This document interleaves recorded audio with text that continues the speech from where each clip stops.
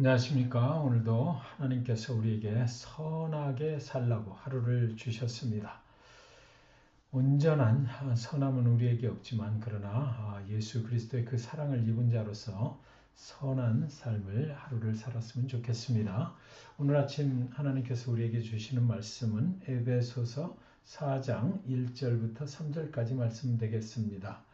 그러므로 주 안에서 갇힌 내가 너희를 권하노니 너희가 부르심을 받은 일에 합당하게 행하여 모든 겸손과 온유로 하고 오래 참음으로 사랑 가운데서 서로 용납하고 평안에 매는 줄로 성령이 하나 되게 하신 것을 힘써 지키라. 말씀의 제목을 관계가 좋아야 합니다. 이렇게 정했습니다. 저와 여러분이 신앙생활을 하면서 현실적으로 가장 어려운 부분이 있다면 어떤 부분일까요? 저는 가만히 생각해 보니까 저에게 가장 어려운 부분은 두 가지일 것 같아요.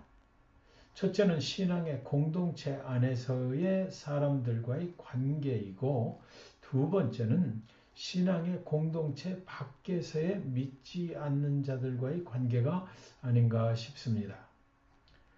안에서도 밖에서도 가장 어려운 것은 사람들과의 관계라는 생각이 들었어요. 아무리 믿음이 좋아도 사람들과의 관계에 문제가 생기면 회복되는 데까지 시간도 많이 걸리고 서로에게 마음의 상처가 또 생기기 때문에 관계의 문제는 그리 간단한 문제는 아닌 것 같습니다. 만약에 신앙의 공동체 안에서의 관계의 문제가 생겨서 나 때문에 다른 어떤 성도님이 신앙의 공동체를 떠나는 결정을 한다고 그러면 이거 참 큰 문제 아닙니까?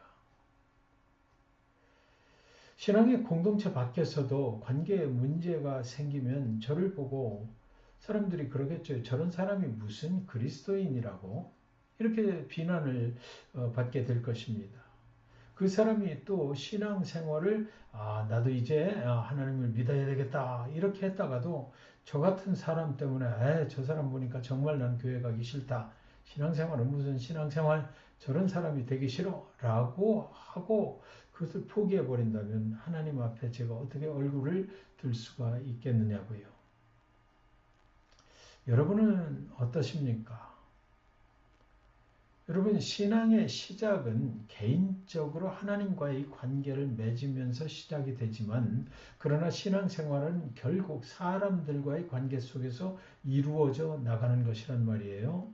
그러니까 내가 믿음이 좋은 사람인가 아닌가는 결국 사람들과의 관계 속에서 드러나게 된다는 말이지요.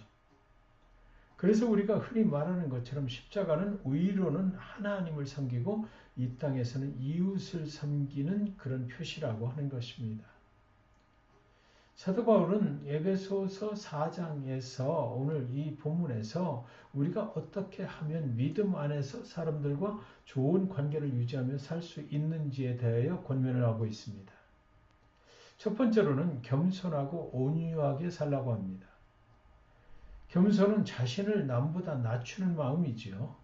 겸손하다고 해서 자신이 작아지는 것은 절대로 아닙니다.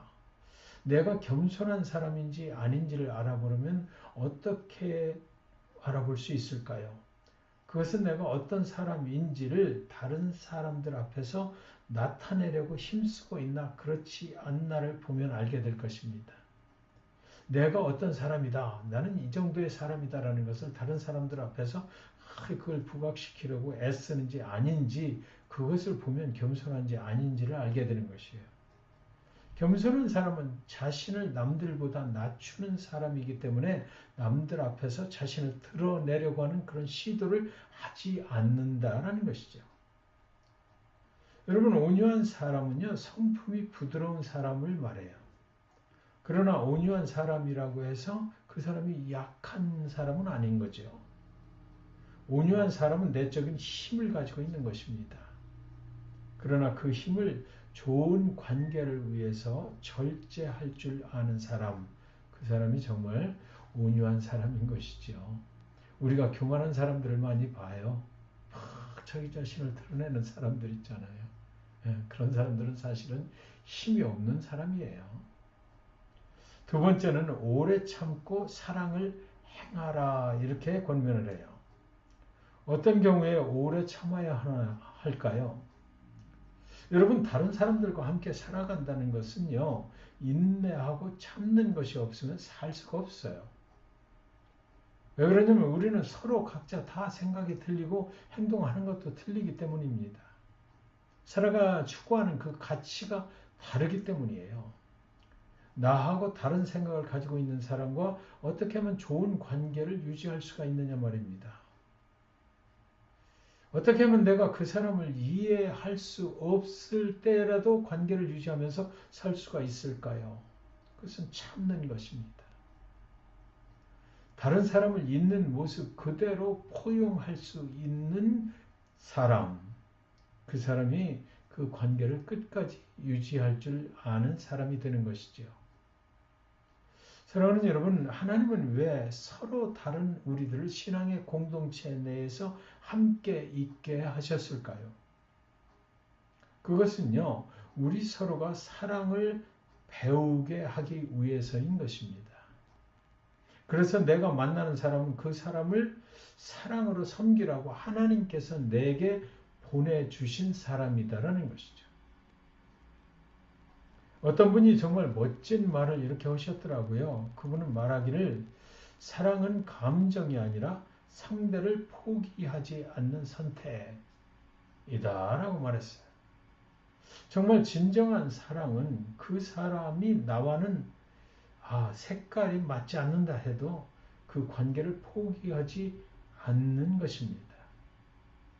만약에 예수님의 마음에 드는 사람들만을 위해서 십자가에 죽으시고 살아나신 것이라면 우리가 어떻게 하나님의 자녀가 될 수가 있었겠습니까?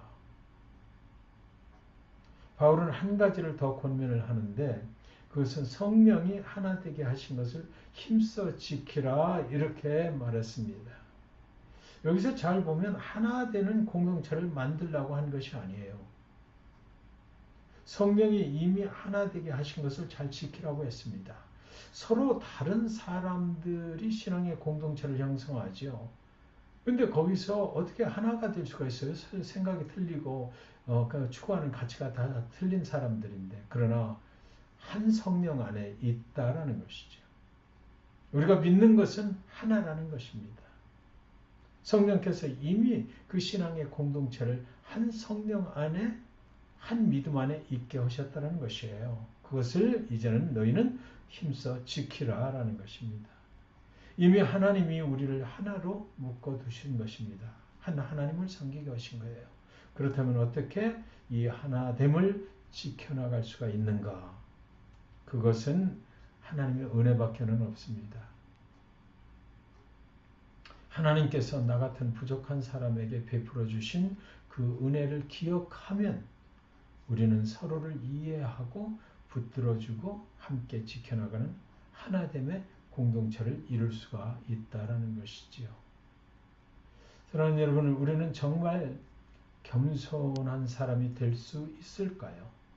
온유하고 오래 참는 그런 사람이 될 수 있을까요? 이웃을 정말 사랑할 수 있을까요? 여러분, 그런 것들은요, 우리의 성품이 아닙니다. 그것은 예수님의 성품인 거죠. 그래서 예수님이 말씀하셨어요.